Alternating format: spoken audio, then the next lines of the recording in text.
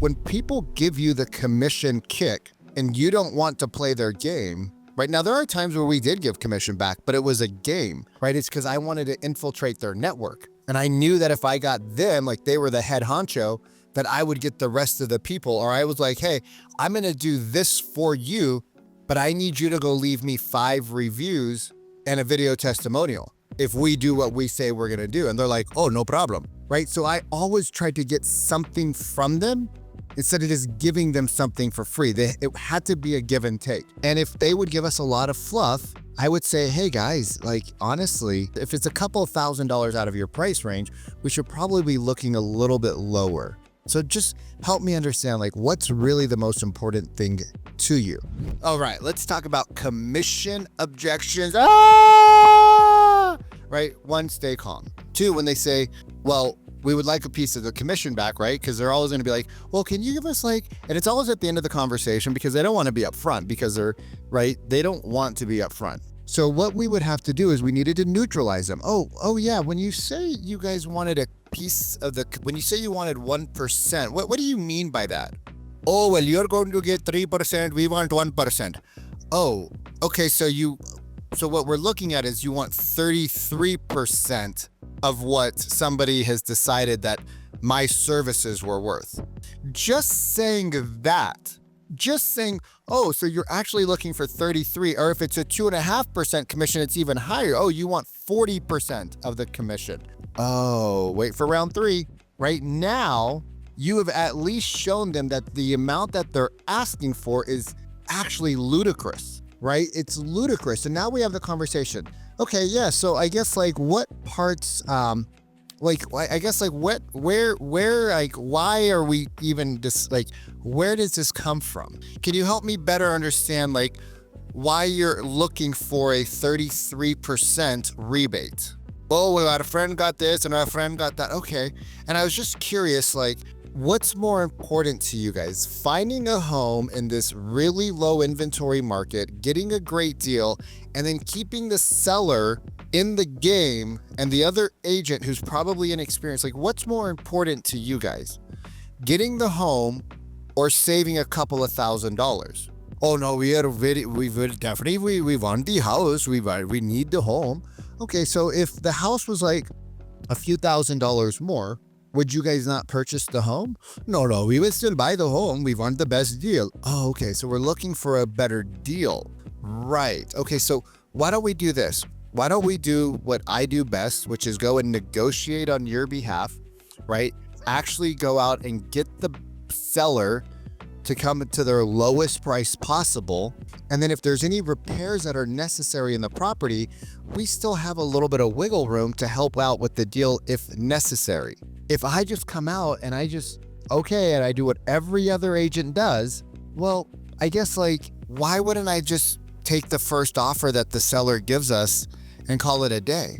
Well, I don't know, because you're working for us. Yes, I am.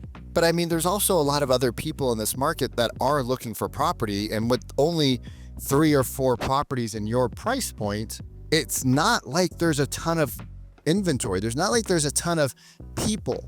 And so that are like, you know, a ton of houses that are out there.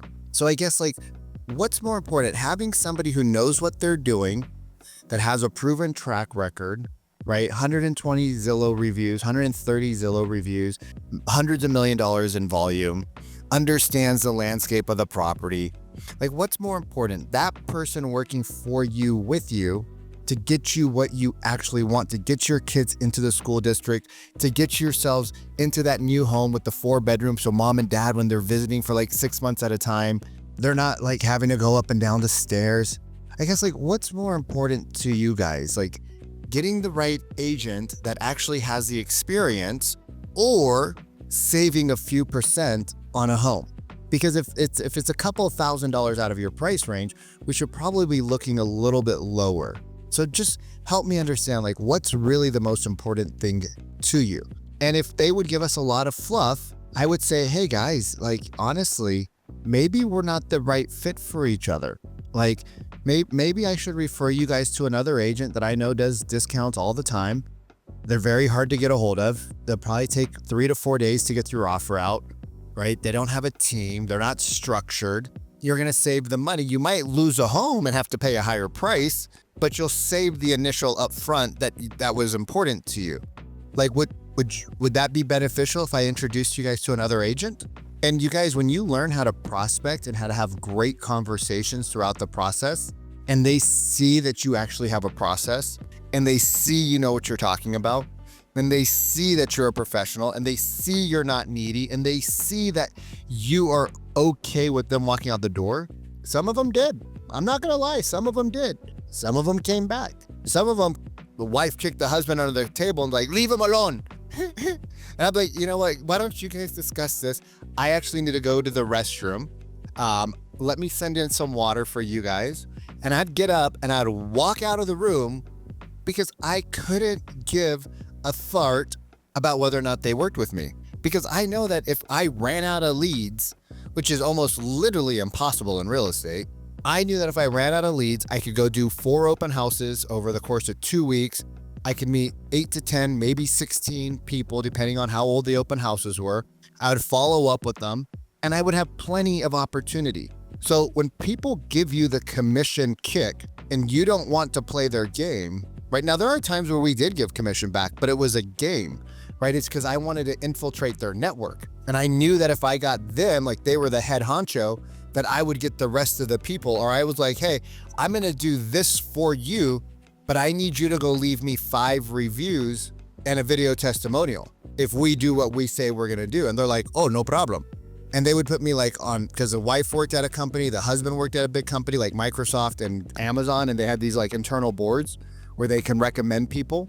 So they would put me on those boards, and I would say, for that work that you're going to do for me, I am willing and I'm going to allow myself to give you X back, but it's not a rebate.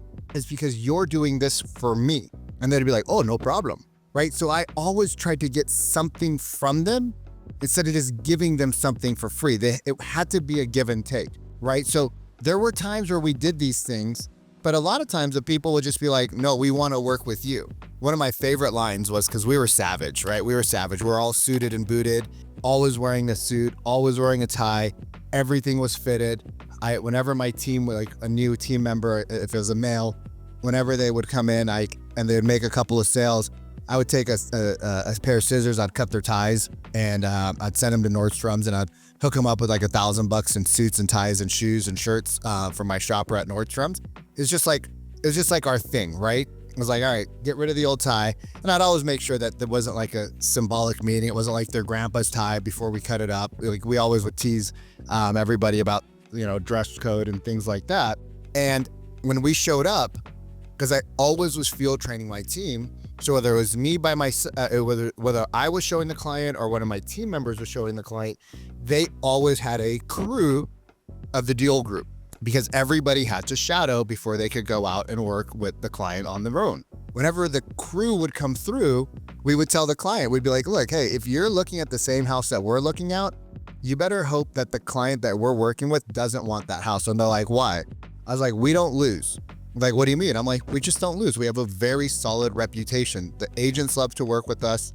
They want our offers. They hope we write offers because we take the time up front to make sure you're prepared. And I wasn't being rude. I wasn't being condescending. I wasn't being a jerk. I was just being matter of fact. When you build your processes, you build your systems, you put in the effort, you learn what to ask and what to say.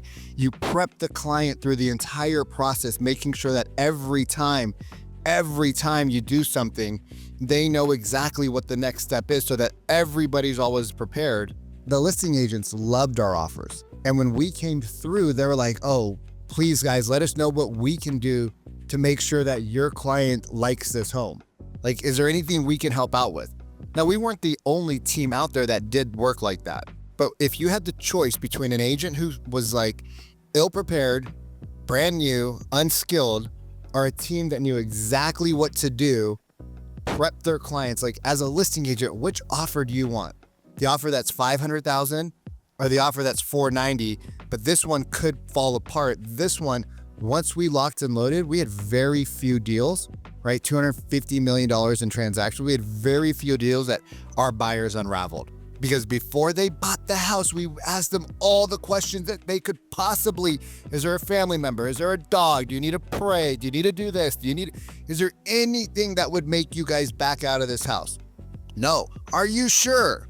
Yes. Okay, great. Now let's put the offer in. If you want some actual help, right? If you want some actual training to learn how to use tonality, to learn how to have the confidence to ask these types of questions, because they're not easy. Like to ask some of the questions we asked were tough, right? So if you want somebody, we have an accelerated real estate sales academy.